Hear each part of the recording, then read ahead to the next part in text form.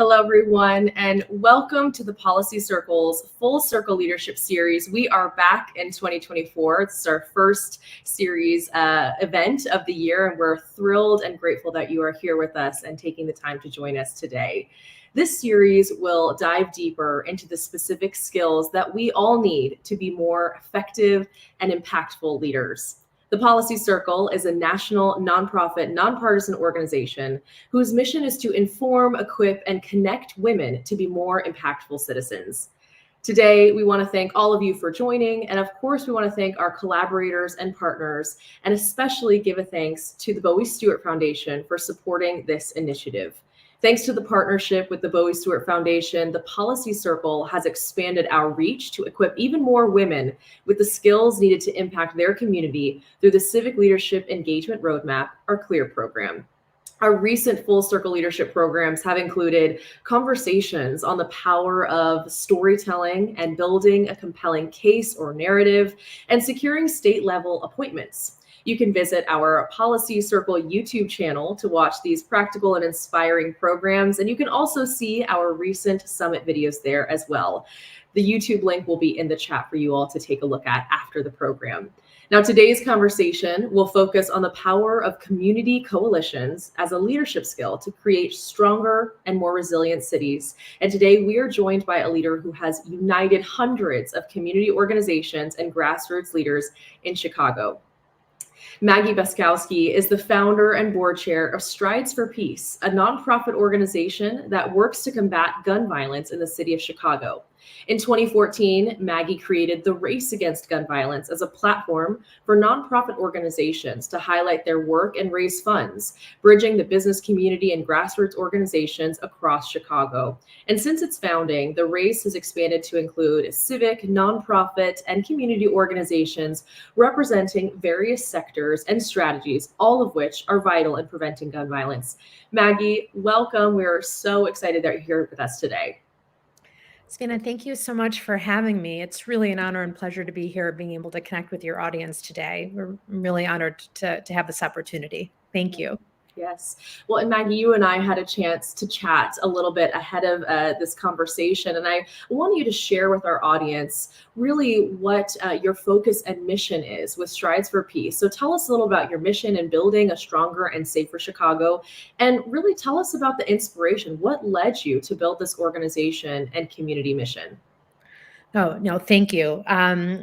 I'll start with what led me to kind of start this organization, or really what led me down this path. A number of years ago, there was a young man named Blair Holt who was shot and killed on a CTA bus on his way to school. And in the background on the news, you hear a lot about gang violence, gun violence, and a lot of that was just very specific. In you kind of got, I don't want to say used to the news.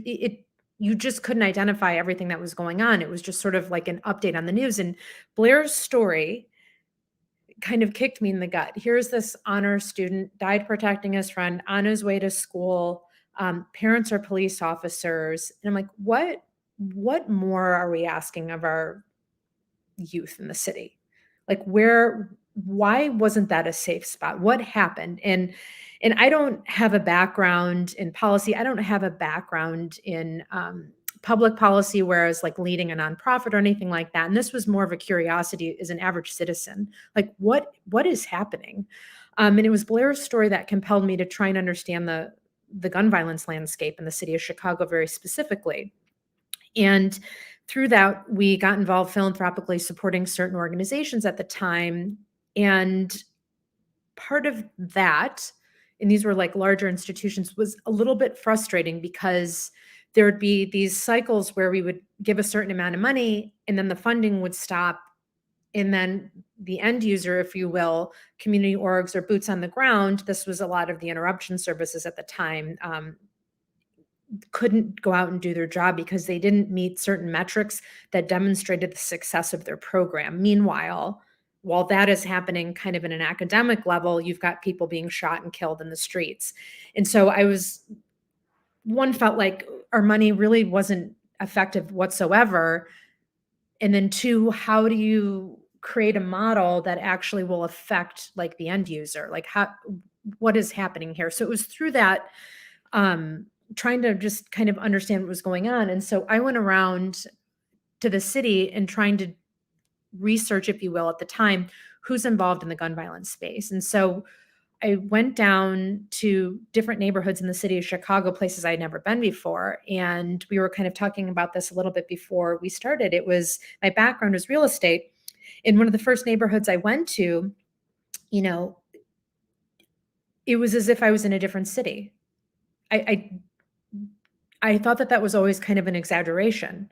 You know, I went a few miles outside of downtown where I live, and blight everywhere, garbage, streetlights not working, disinvestment everywhere. And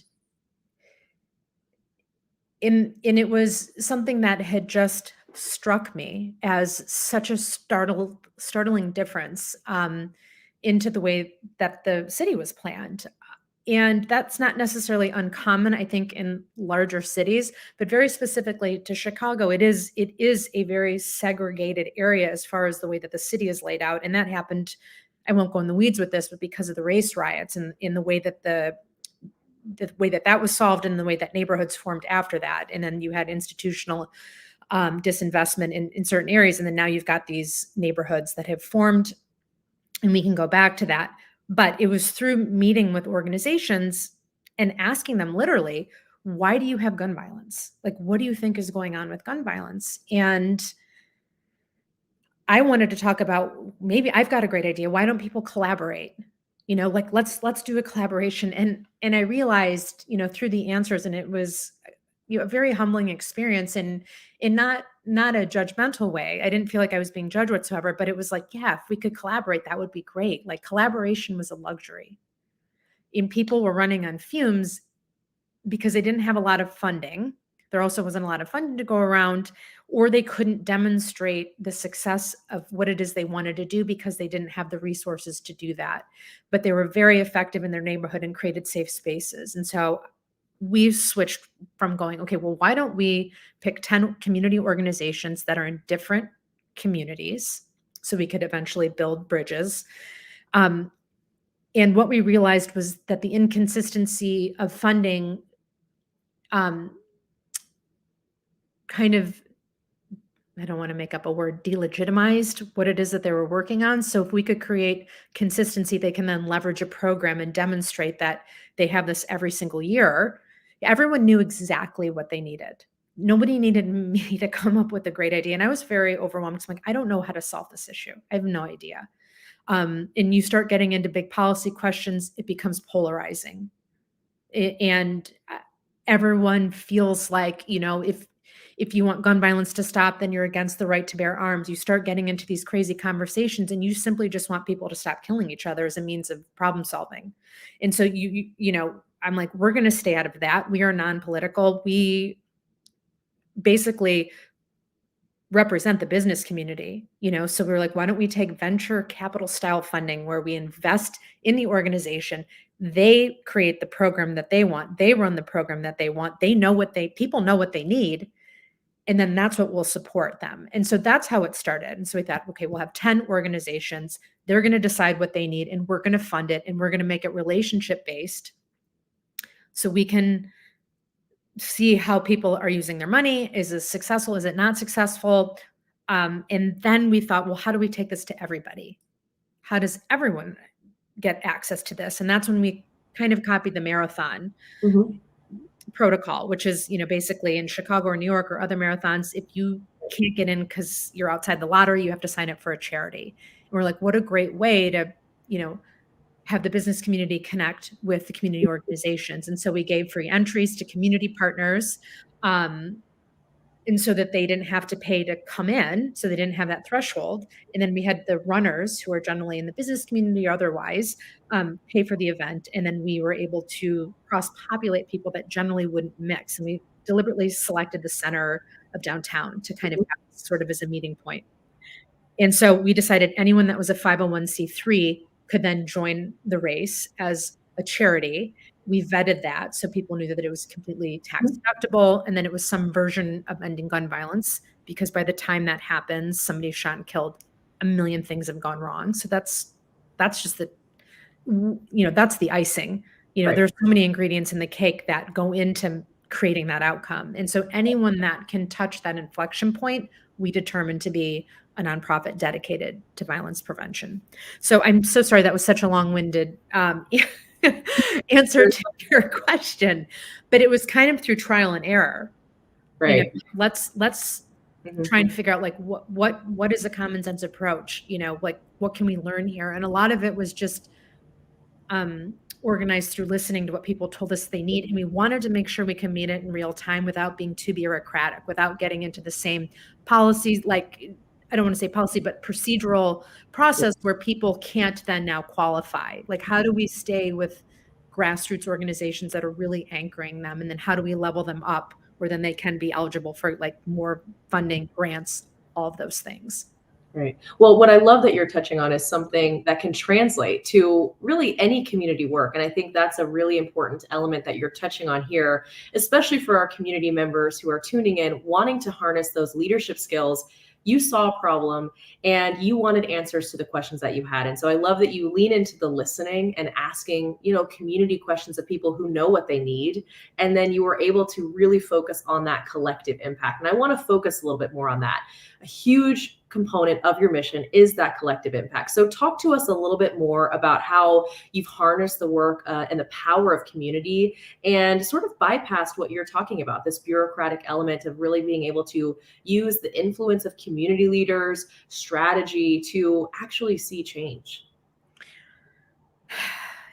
Yeah, I think one, consistency and showing up, sort of building trust. So we didn't go away. So I think for us, it took a while. So it was sort of strides getting credibility by, I think, the consistency of continuing to show up and each year kind of having the same methodology that people then could kind of start to rely on, and delivering. And we weren't big, like the money we were giving was probably $10,000 grants at a time, so it doesn't need to be something that is so mind blowing that the numbers have to be so large that are prohibited from starting. So we committed, 10 grand to 10 organizations, and that was a very meaningful amount that sustained a lot of their programs in the beginning. I mean, we've evolved from that, but it wasn't big, but it was consistent. And so we got sort of credibility from our consistency. And I think being willing to meet people where they're at, meaning going to these other neighborhoods, venturing outside of, it was simple things. It was literally, I think, going to people's churches, going to people's houses, going to where they were and understanding the neighborhood that they were in. And then it was through the consistency of like delivering the systems. And then also, I think, knowing our limitations. We can't be everything to everybody. I have a very specific lane that I can get in, which is I can basically connect people, right? I have access to resources more so than the organizations that I'm trying to help. And so what I can do is bridge those two things in a way that is beneficial. There are a lot of people who want to get involved in ending gun violence. People, I think most people, wherever you fall ideologically, can agree they don't want kids being shot and killed. Like forget how people want to go about solving that. I think that's the common thread. And so we really just stay in that lane and I think remain non-political. And so for us, that has served us where we haven't really taken a position one way or the other at all. And it creates a safe space for organizations and also for donors, because we're not trying to get into that lane. And so I think the consistency over time has led credibility and continuing to have the same thing over a year. And we're now in our 11th year. So through time, we were able to build that, but it came over time. I think a lot of times people are disenfranchised with promises. We wanted to start small to make sure that we could deliver on those promises. Well, it's really helpful to hear, especially with the trust component. Building trust, it does take time. And I appreciate that you were candid about that in this journey. I want to remind our audience here that you can add questions into the chat and we will weave them in towards the end of the conversation. But one in particular jumps out at me in terms of how you're organizing this, how you're focused on obviously collaborative efforts where you are connecting the dots between leaders, between organizations. So how do you keep the organizations focused on the same measurable goals and outcomes? Yeah. So, that really hasn't necessarily been an issue as far as the outcomes, because what people are trying to do is, I think, give opportunity to especially young kids in their communities that they're serving, to whether it's through sports, education, school, jobs, job training, a safe place to go. There are some really interesting people doing some incredible work, and I think highlighting their work, like Sergeant Jermaine Harris, who works on the West Side, works with Build. So there's, he's a police officer. He's now, I think, a very high up at this point, has been promoted multiple times. He started a coaching Little League for his sons. And so all of a sudden, all of his friends kind of on the West Side, they have a baseball program that they have in the summer that they go. And he started realizing and shared with us, it was a matter of how did they get the kids to the practice. And then he realized that then they had to figure out a way to get kids to practice, and also maybe their little brother, maybe they couldn't go because parents were working or they only had one person at home. How do they make sure that their little brother or sister can also come and watch that practice? You start to kind of unravel these needs as you create opportunities. And these were things that I didn't even think about. I played sports all the time. And you think about what's at stake. Like there are choices I just didn't even think about making because I had so much going on in my life. And it's these little things that make a huge difference. So I think everyone is looking for the same thing. And so it's a matter of figuring out who's missing what and trying to connect it. And we may not be the person to solve it, but we may know someone else that can come in and solve that problem. We might send someone else to go to Jermaine's baseball league in the summer, or Diane Latiker, who has something we fund every year. She wanted a basketball summer program. She's put over 4,000 kids in that program. The first year she had 400. Now parents are coming. She's got reps who are mentoring these young men. Now they've got a safe place to go. And she's able to get other people that normally wouldn't mix, i.e. rival gangs, that can come together around basketball with it's these things in now it's a 10th year, and it's something that people count on. And she's been able to leverage that program where she's getting other funders. So you start to legitimize through consistency what people are doing, and then people end up wanting to join that. So it has a snowball effect. But I think the humility in knowing what our limitations are as an organization, oftentimes it may just be connecting someone else. And so because we're able to just kind of have a consistent platform, this is what we can do. People know that we can connect. So the latest thing that we did was had the very first Gun Violence Prevention Resource Expo. So we from 10 years of doing this, we realized that, which is obvious, but people kind of get in their own lane. They absolutely want to collaborate. But when you collaborate, you start taking away from the critical work that you're doing. How do you, just like in business, how do you get to those incremental growth steps without something sacrificing? So we did the very first Gun Violence Prevention Expo, and it was a really good success where you're getting hospitals, service providers, everyone is contending with this into one spot to mingle. And so you just try and focus on filling gaps without trying to reinvent the wheel. And some of these things we had to say to ourselves, somebody else is doing that. Go fund that. Go join them, rather than trying to reinvent the wheel when someone else is already trying to do that. And you got to keep, we had to keep our ego out of that. And so I feel like I went off on a tangent, but that's sort of the way that we've really tried to create large collaborations. And we've had success doing that. Right. Well, and I'm hearing, so many great leadership skills, listening, building that trust, having the patience to do so, and also the humility to recognize that your organization can't be all things, but that's the whole purpose. and the beauty of collaborating and connecting. And very similar theme to the policy circle. We are strong connectors and believe in that. I'm curious, I think in any element of leadership, there's going to be some pushback. Talk to us about any pushback that you've received in your organization or your mission, and how you handled that as a leader.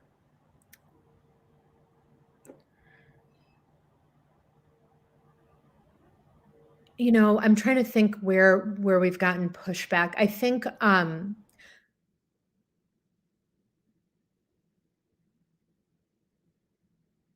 we haven't gotten a ton of pushback per se. I think where I found that we've had definitely some, I don't know, I want to call them failures or things that I were too lofty that I had to kind of walk back. So the pushback of the audacity of the goal kind of thing. So what we wanted to do for the very first time was have, we wanted to level something up like a community organization. We wanted to take them from grassroots to like an institutional raise kind of in 1 year. And we decided for our 10-year anniversary that we were going to raise $5 million. So we did this incredible collaboration for the very first time with the University of Chicago Crime Lab and the Civic School Accelerator. And they helped do a strategic plan. And then the University of Chicago Crime Lab is going to study this impact, which is all still going to happen. But we realized that that's going to take years to do. So it was kind of an overpromise and an underdeliver.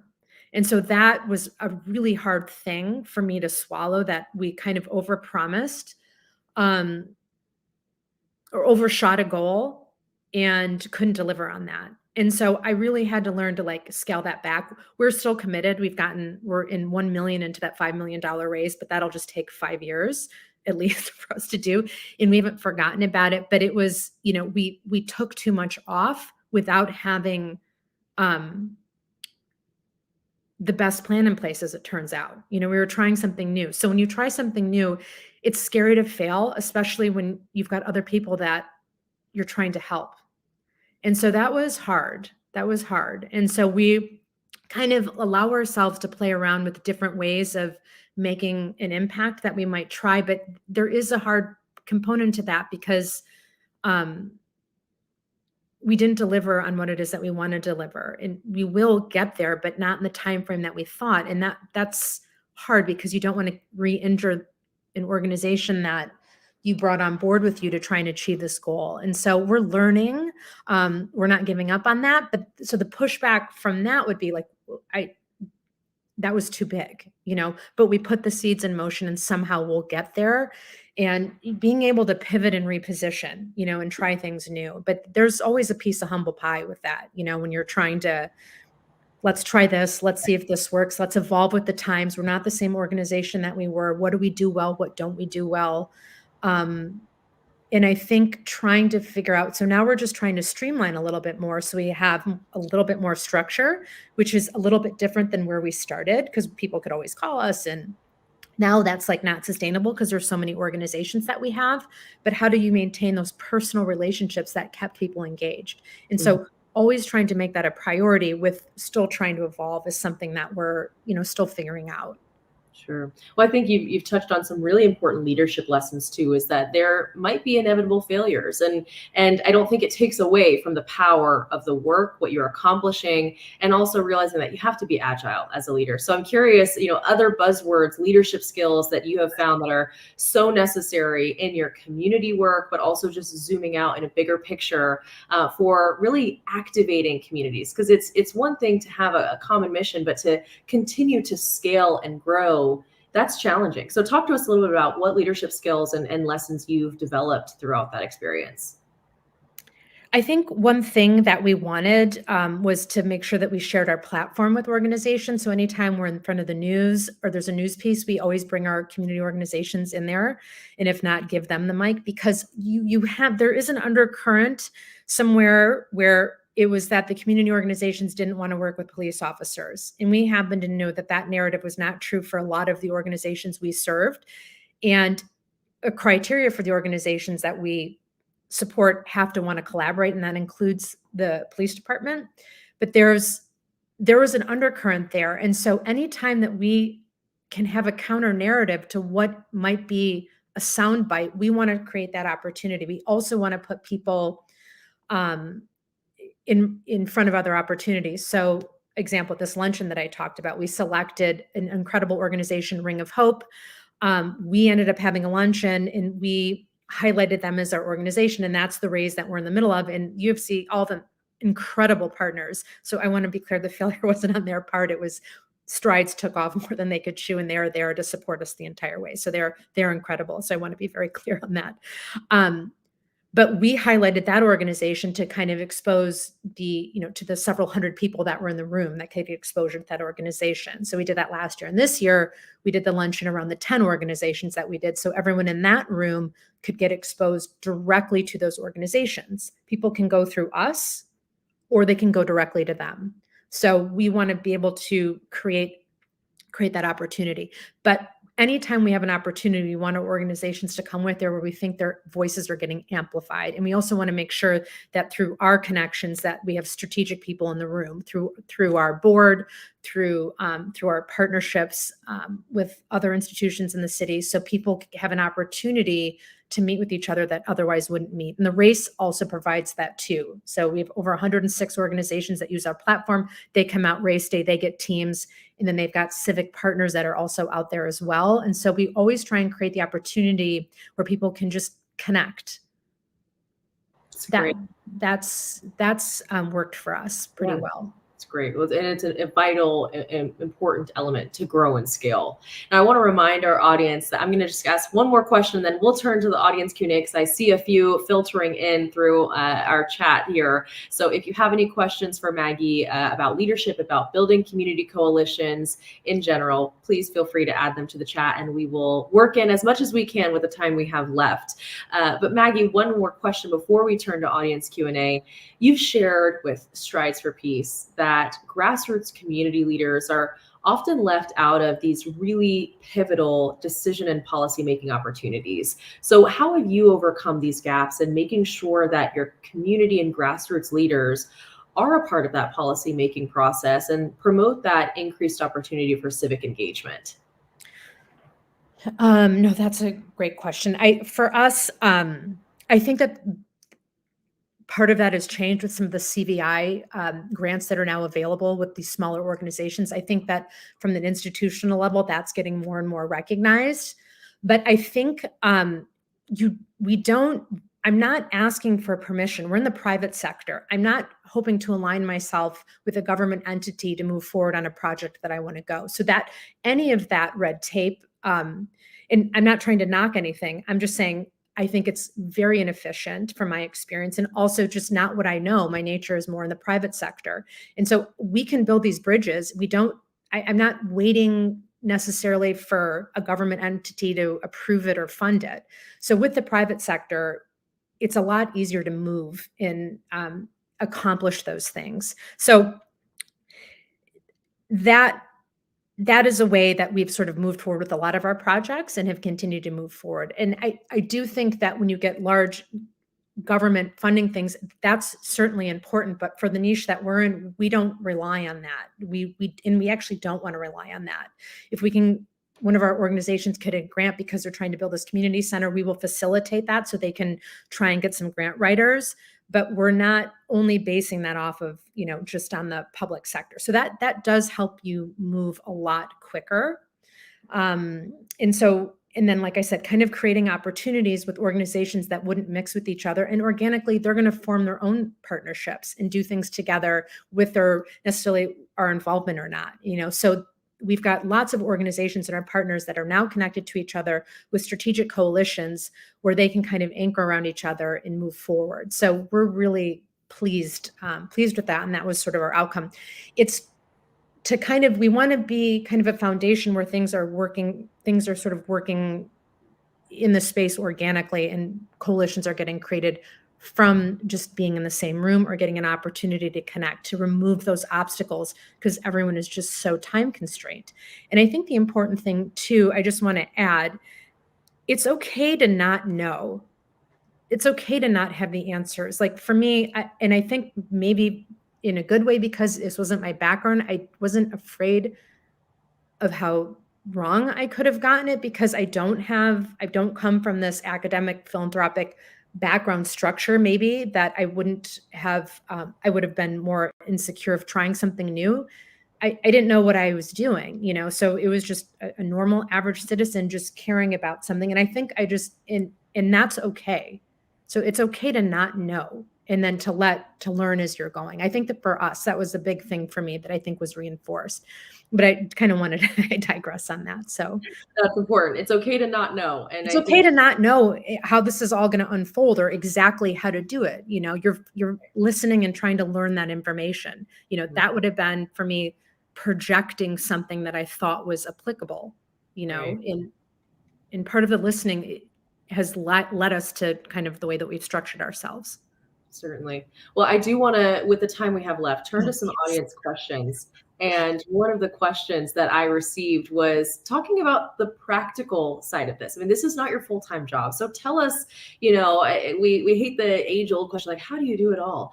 But I think it's important to understand that you are balancing a full-time career and full-time advocacy work with this organization and focus in community collaboration. So how are you able to practically accomplish this? And tell us, give us some insight into those skills that you're utilizing. Yeah, I think one, I'm not doing it alone. I mean, there's an executive director. We had 2 years where we were looking for someone, and that was really hard. But I have an incredible husband and wife team now, Joel and Paula Hammernick, that are now running it, that used to run the accelerator at the University of Chicago that just came on. And so without having an incredible team, you can't do it. So I'm definitely not doing this on my own. But when I was spending more time, something suffers, so there is a cost. So when there's a cost to it all, but there's a flow, right? So it's, I don't like the word balance, because I don't think that there's such a thing for balance. I think that there's a flow to things. And I think when things kind of are progressing, you kind of ride that. And it was a balancing act. My business, we didn't spend as much time. I have a team that also runs our real estate group. And so they were working, other people delegating. But I think the idea of being able to do all things without something falling through the cracks is just not true. And so it was a matter of being okay with what was going to be less. So I knew that I just had to accept that, okay, if I'm doing this, then we're going to, our numbers may not be the same as they are for our group, but I'm going to choose to spend this time here to get us to where we're going. So I think, it's a matter of knowing that something, not everyone's going to be happy. Not everything's going to be A pluses. But I think the intention of trying to do like the next right thing or focusing on the right thing can kind of, it got me through that, and knowing that there was like an end date to that, so, but I have incredible people that are running this, and I've got incredible partnerships. So by no means is it like me doing it, but there's a cost, there's a cost. Right. Right. Well, and I appreciate that honesty because naturally you can't always have balance in every aspect, and I think that's important. But it doesn't take away from the important work that you're doing. And speaking of more practical questions, we have an audience question that talks about outside of these conversations and really building community with these partners. How or do you have any favorite programs or formats for these advocates, activists, and community leaders to document or track these? I mean, what are the practical side of things? Are you sharing that with these community partners? Well, the practical things, we just try and amplify the work that they're doing. So we, supply the funding. So we're not trying to necessarily create program for anybody. We fund their program, they put it together, and we try and make sure that we are using our platform to amplify the work that they're doing or connect them to other organizations that might continue to make it further and larger and to get a further reach, and continue to have consistency. So that's essentially where we spend our time, is trying to make sure, like, how can we make this bigger? What we're doing right now is we're going to go national. We're going to take our race to 5 different cities over the next 5 years, where we're going to, we're looking for New York, DC, LA, Detroit, some of these other areas that have similar issues to Chicago, have this race format and then create the National Association of Community Organizations so they themselves can continue to build upon these partnerships. Stay local. Our money always stays local. So if anyone funds Chicago, it stays in Chicago, and we would apply the same to these other states that we're going to. So that's kind of how we continue. And then these organizations in Chicago will help us grow. They'll be part of that journey with us. So we would anchor with other organizations, and we just try and continue to build these collaborations where people can organically connect to each other.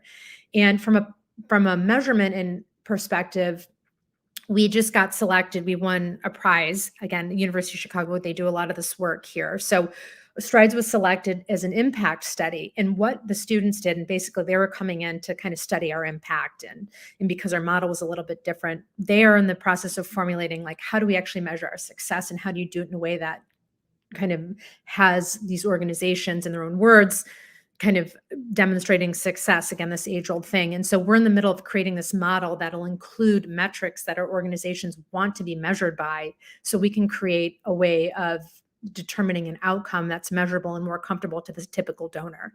So without sort of compromising kind of the human component that we're used to serving.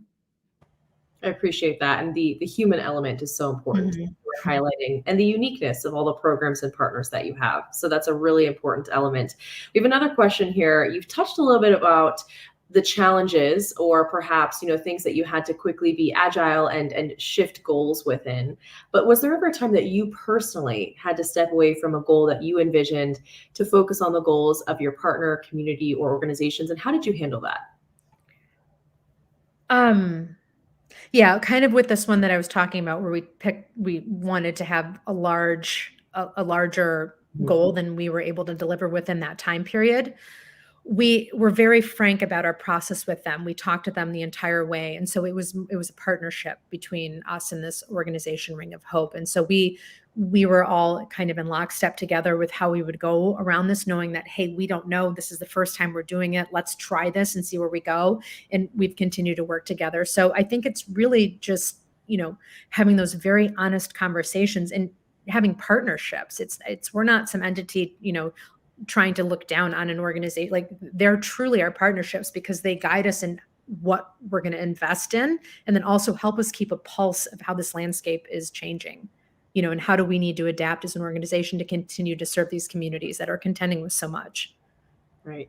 Well, we have time for maybe two more questions. So I want to ask here, this is a question from one of our community members. She asks, in what ways, if any, have you been able to influence policy around gun violence at the state level or locally within organizations, in terms of either how they think about policy, create policy, or community procedures? Yeah, I think part of our influence has been the funding for the smaller organizations. And so we were kind of a champion very early on into the grassroots organization. And I think that's become more mainstream, so I don't want to say STRIDES is responsible for that wave, but that was something we always advocated. And then now we're seeing that there's a lot of funding opportunity very specifically for smaller organizations. And so that seems to be changing over time. So we think through our partnerships and access to our partnerships, we were able to have those conversations with people who were policymakers, and kind of connect passively with some of those organizations and share our model. And they liked our model and wanted to support our model. And so we were able to at least collaborate with some of our shared experiences, and then meet some of our partners who have been selected for other organizations and have gotten some stable funding and other opportunities. Well, I'm looking forward to continuing to see you all grow and scale, because of the work that you're doing is so important. And following where you are heading next, we're out of time for really one more question before we have to wrap here. And I think it's important to ask, this is, let's say you're starting over 2024, you're a community member listening to this call, and you want to get more engaged in your community and perhaps continue to drive this collaboration between organizations, community leaders, et cetera. What are you going to do? What is the most important first step? We've talked about listening, being agile, humble, et cetera. So if you're starting from scratch, or you're a community member on this call and you're giving them advice for their first step, where would you tell them to go? So if somebody wanted to start something in their community, what would I advise? Right. I think going to talk to the people it is that you want to help. I think that's like a very, very important first step, because they're going to basically tell you everything that they need. And then I think that you can develop a roadmap and determine what you think is realistic and what isn't realistic. I think you can discern from those conversations what would make sense.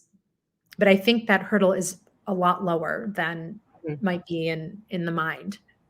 Right. Well, I appreciate that. And it's Mhm. helpful to hear. Maybe it's just taking that first step. And I hope that our listeners and members who have tuned in today feel encouraged to take that first step, to take action, especially with issues that they care about, that they know about facing their community. So, Maggie, I want to thank you so much for your time today. And I want to thank our audience as well, of course, for all of their time and support.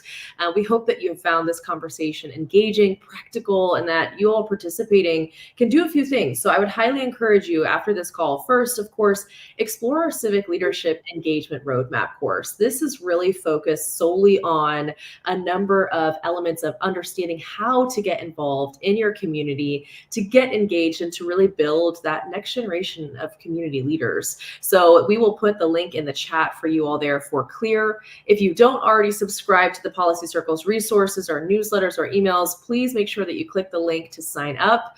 You can also check out Strides for Peace. We'll put the link in the chat for you all to explore Maggie's great work in her community building there.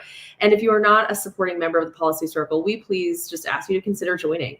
Your $10 a month or $100 donation helps the Policy Circle really build fact-based briefs, host these types of conversations that are constructive dialogues around the country, and deliver really focused, effective, and clear models that are giving people the next steps in their leadership. So go ahead and check out these resources in the chat. You can visit more of our programs as well at our YouTube channel. So thank you again for joining us, and we look forward to seeing you next time.